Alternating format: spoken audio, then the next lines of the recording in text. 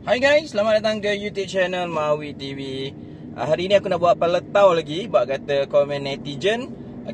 Jadi aku nak cerita pada korang tentang kenapa Pro 2 Azia ni dilengkapkan dengan spek-spek yang agak tinggi.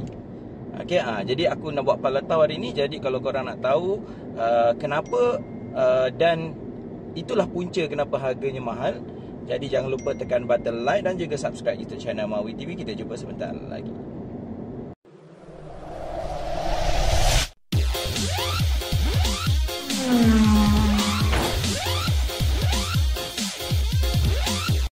Okay guys, sebelum ni kita digambarkan bahawa Pro 2 Azia ni adalah akan keluar dulu berbanding dia punya kembar di Indonesia, iaitu Toyota Agya dan juga Daihatsu Ayla. Tapi maklumat yang aku dapat mengatakan bahawa Pro 2 Azia ni akan keluar 14 Februari. Tetapi di Indonesia Toyota akan melancarkan Toyota Agya dia pada 13 Februari. Jadi itu adalah debut global untuk model ini. Bukan kita yang buat pelancaran global yang pertama. Tak ada global, maksudnya pelancaran yang pertama lah untuk model ni.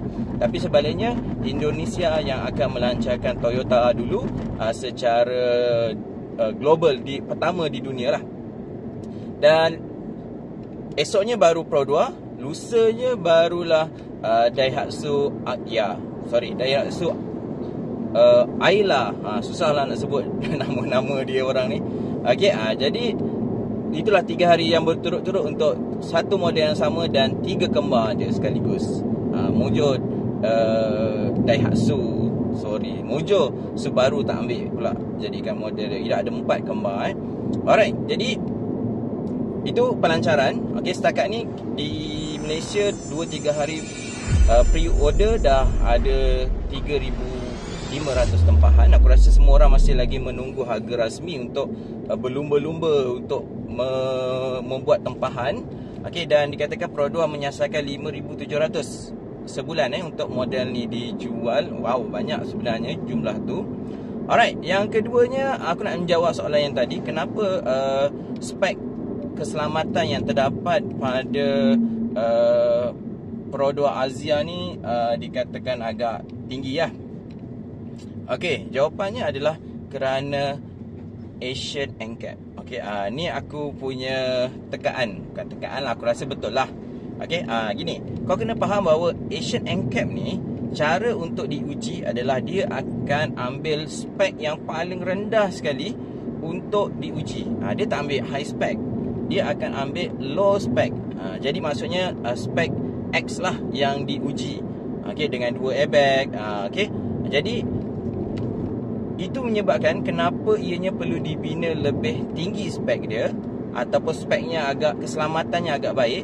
Kerana Azia sebelum ini yang dah berapa tahun tu, dah hampir 10 tahun tu, dulu dapat 4 star.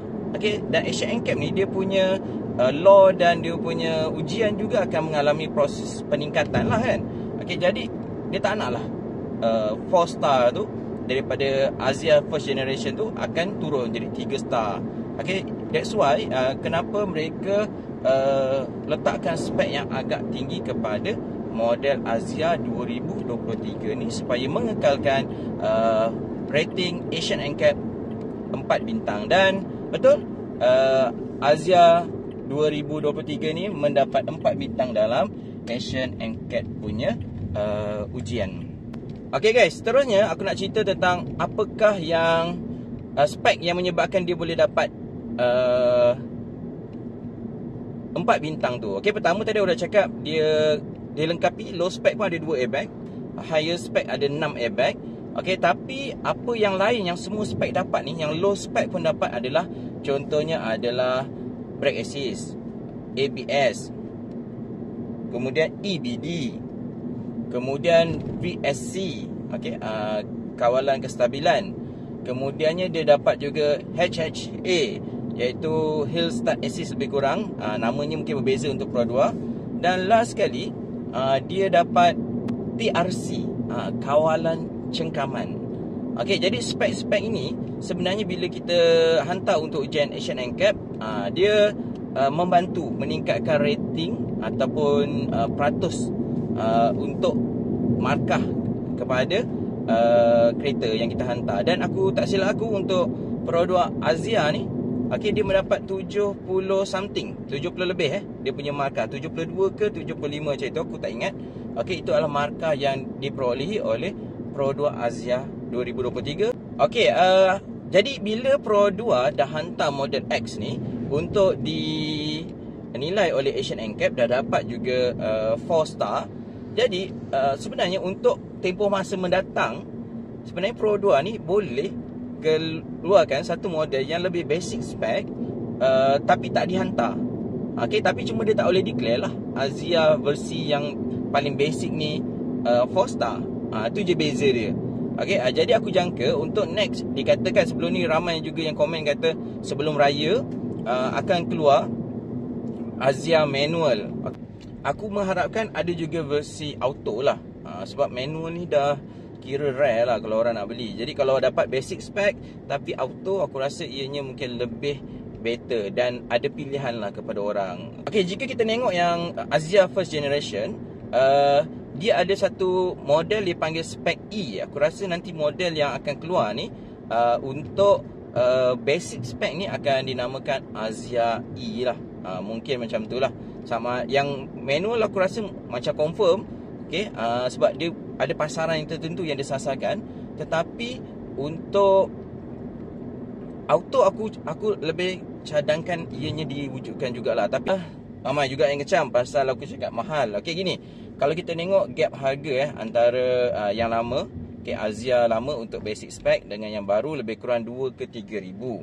Okey, sebenarnya 2 ke 3 ribu ni kalau kita tengok macam nampak banyak lah kalau kita kira selepuk kan. Tapi sebenarnya kalau kita dah bahagi kepada 9 tahun, 3 ribu tu kalau nak faham cara kiraan ni, okey, 3 ribu tu bulanan dia RM30 selama 9 tahun lebih kurang lah. Okey, lebih kurang ikut kau punya rate interest lah kan.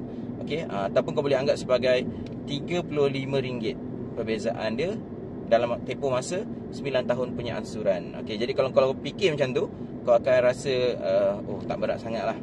Ada juga yang komen, tak mampu beli jangan beli. Jangan sombong sangat lah. Pada aku jangan sombong sangat lah. Okey, jangan sombong sangat sebab tak semua orang B40 kelas atasan macam kau orang. Tu aku nak cakap. Okey, ada B40 yang betul-betul gaji basic je, RM1,500 je. Okey, anak 5. Okey, kau orang mungkin lah B40 label atasan, belum M pun tapi label atasan lah. Gaji mungkin RM2,000, RM2,500 agaknya lah. Aku pun tak tahu label ni kan. Jadi kau rasa kau mampu beli, jadi kau rasa kau nak sombong. Aku rasa tak perlulah macam tu kot. Alright, jadi itu je yang aku nak share. Jangan lupa tekan button like dan juga subscribe YouTube channel Mawi TV. Kita jumpa lagi dalam video seterusnya. Assalamualaikum. Bye.